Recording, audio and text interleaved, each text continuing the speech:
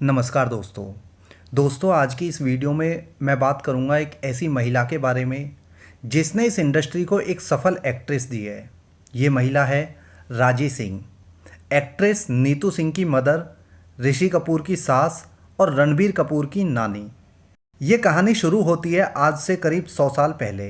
दिल्ली के मशहूर कोठे पर एक 10 साल की बच्ची को बेचा जाता है। इस बच्ची का नाम था हरजीत कौर। इस बच्ची के माँ बाप बचपन में ही एक बीमारी की वजह से ख़त्म हो जाते हैं। माता पिता के मरने के बाद ये जो बच्ची थी हरजीत कौर, इसकी जिम्मेदारी आ गई थी इसके चाचा और चाची पर। परिवार बहुत ज़्यादा अमीर नहीं था, लेकिन इतना भी गरीब नहीं था कि बच्ची जो है हरजीत कौर उसका पालन पोषण ना हो सके। लेकिन चाचा चाची के मन में लालच आ गया था कि अगर हरजीत इस घर से चली जाए या वो ख़त्म हो जाए तो पूरा घर उसी का हो जाएगा और घर का बंटवारा नहीं करना पड़ेगा। चाचा चाची के मन में लालच भर गया था, और जब किसी इंसान के मन में लालच आ जाए तो वो इंसान हैवान से भी ज़्यादा खतरनाक हो जाता है। यही हुआ हरजीत कौर के चाचा चाची के साथ। बच्ची के माता पिता के मरने के बाद कुछ दिन चाचा चाची ने घर का काम कराया बच्ची से, और उसके बाद पंजाब से सैकड़ों किलोमीटर दूर दिल्ली में उस 10 साल की बच्ची का सौदा कर दिया। कोठे पर बच्ची को अलग अलग लोगों को बेचा जाता है और पूरे दिन ग्राहकों को खुश करना और रात में अगले दिन की तैयारी करना, यही हरजीत कौर की ज़िंदगी बन गई थी। हरजीत अब एक बच्ची नहीं रही थी, वो कोठे पर आने जाने वाले लोगों का खिलौना बन चुकी थी। हरजीत हमेशा सोचती थी कि वो कैसे इस नरक भरी ज़िंदगी से दूर जाएगी।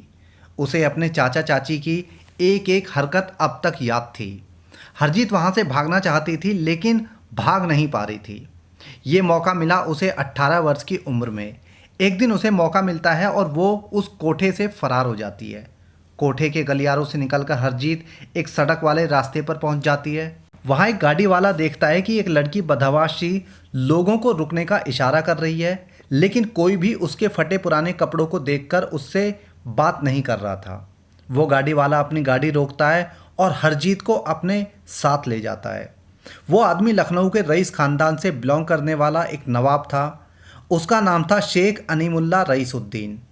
रईसुद्दीन वैसे तो शादीशुदा और बच्चे वाला इंसान था, लेकिन वो हरजीत की खूबसूरती पर फिदा हो जाता है और उसे अपने दूसरे घर में रहने के लिए बोल देता है। हरजीत भी यह सोचकर वहीं रुक जाती है कि कोठे की ज़िंदगी से ये ज़िंदगी ज़्यादा आसान है और ये ज़िंदगी ज़्यादा सही है। हरजीत और रईसुद्दीन निकाह तो नहीं करते, लेकिन वो 4 साल तक रईसुद्दीन की बीवी बनकर उसके घर में रहती है। 4 साल के बाद रईसुद्दीन की बीमारी की वजह से मौत हो जाती है, और उसकी मौत के बाद रईसुद्दीन के बीवी बच्चे हरजीत को उसके घर से निकाल देते हैं, यानी अपने घर से निकाल देते हैं। इसके बाद हरजीत फिर से सड़क पर आ जाती है। उसके पास ना खाने को पैसे थे, ना रहने को घर। यूं ही भटकते भटकते एक दिन उसकी मुलाकात एक सेठ से होती है। उस सेठ का नाम था जमाल खान। जमाल खान पूरे शहर में एक बड़ा नाम था, वो व्यापारी था। जमाल खान हरजीत को काम दिलाने का वादा करता है और उसे अपने घर में रुकने को कहता है।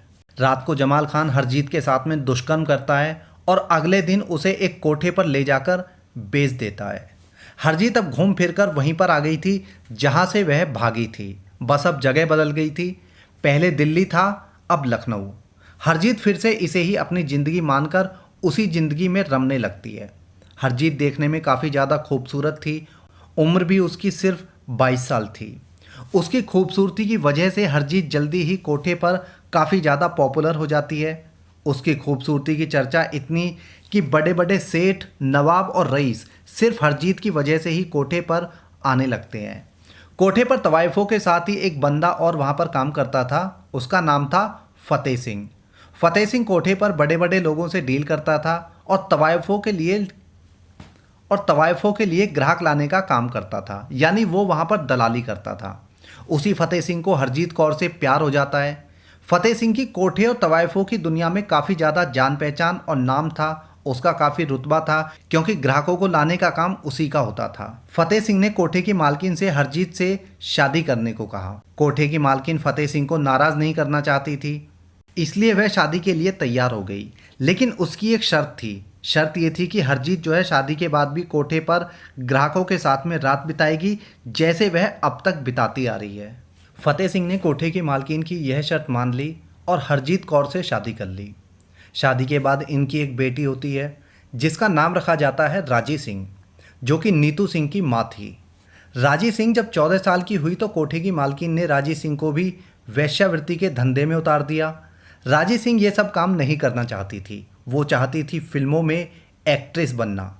लेकिन जब उसने अपने पिता और माँ हरजीत को अपने फिल्मों में काम करने के सपने के बारे में बताया तो उसे घर में काफ़ी ज़्यादा मार पड़ी। राजी सिंह के माता पिता ने राजी सिंह को यही कहा कि फिल्मों में काम करने से बेहतर है कि तुम मर जाओ। राजी सिंह वेश्या नहीं बनना चाहती थी और वह अपने सपनों को पूरा करना चाहती थी। यही सोचकर राजी सिंह एक दिन घर से भाग जाती है और वापस दिल्ली आ जाती है। राजी सिंह दिल्ली आकर एक मिल में काम करने लगती है और मुंबई जाने के लिए पैसे जोड़ने लगती है। उस समय राजी सिंह की उम्र महज 19 वर्ष थी। राजी सिंह भी अपनी मां हरजीत कौर की तरह एक बेहद ही खूबसूरत लड़की थी। मिल में काम करते हुए मिल के सुपरवाइजर दर्शन सिंह को राजी सिंह से प्यार हो जाता है और वह राजी सिंह को शादी के लिए प्रपोज कर देता है। राजी सिंह मिल में काम भले ही कर रही थी, लेकिन उसके पास ना रहने को घर था ना कोई सहारा। यही सोचकर कि उसे एक सहारा तो मिल ही जाएगा बल्कि रहने को घर भी मिल जाएगा, राजी सिंह ने शादी के लिए हाँ कर दी। शादी के बाद राजी सिंह और दर्शन सिंह को एक बेटी होती है जिसका नाम रखा जाता है हरनीत कौर, जो बाद में नीतू सिंह कहलाई। राजी और दर्शन सिंह कुछ समय के बाद में मुंबई में सेटल हो जाते हैं, जहां पर हरनीत कौर उर्फ नीतू सिंह की स्कूलिंग हुई। मुंबई आने के बाद राजी सिंह को अपना पुराना सपना याद आ जाता है।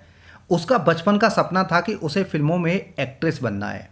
फिल्मों में हीरोइन बनने से पहले वह अपने पति दर्शन सिंह से इस काम की मंजूरी लेती है और फिल्मों में ऑडिशन देने शुरू कर देती है।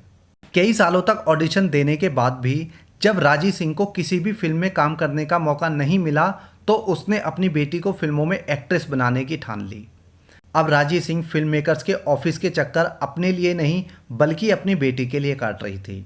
कुछ समय के बाद राजी सिंह की मेहनत रंग लाती है और साल 1966 में राजी सिंह की बेटी हरनीत कौर को फिल्मों में मौका मिलता है।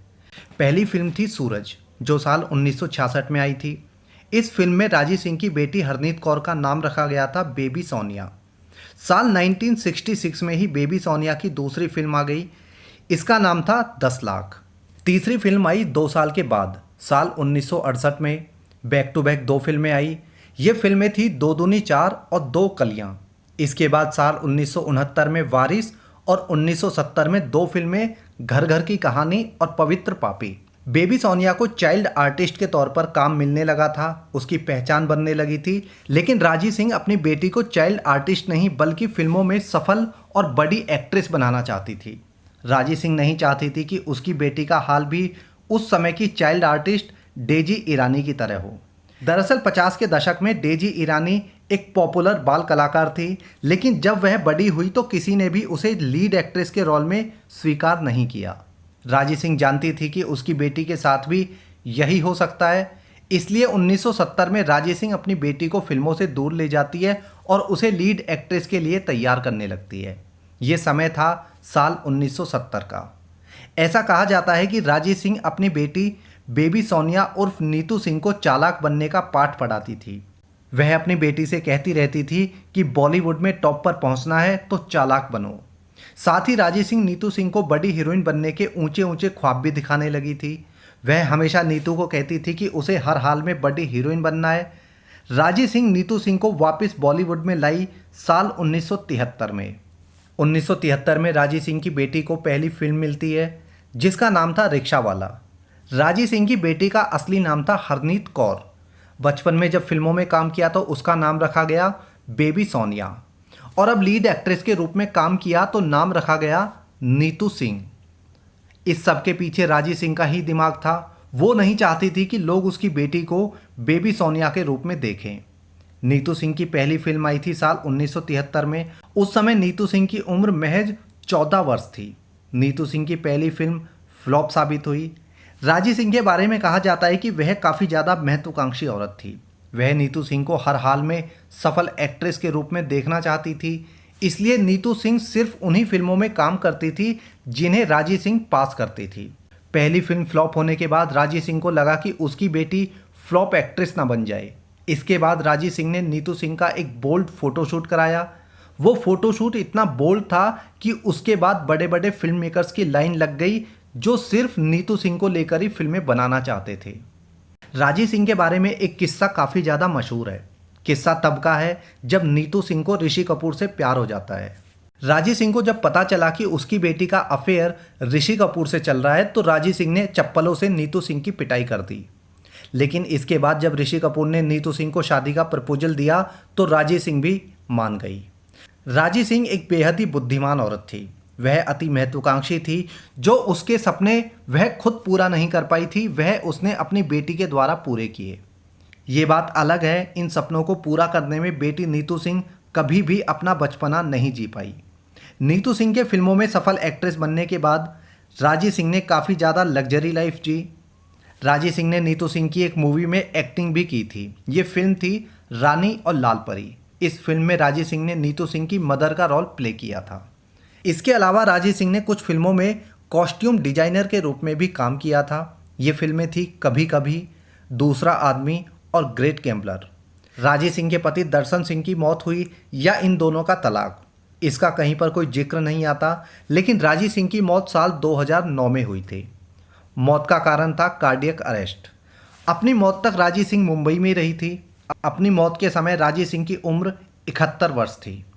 ये थी कहानी रणबीर कपूर की नानी और परनानी की। ये कहानी आपने पहले भी कभी सुनी है या नहीं, ज़रूर कमेंट करना। इस वीडियो में इतना ही।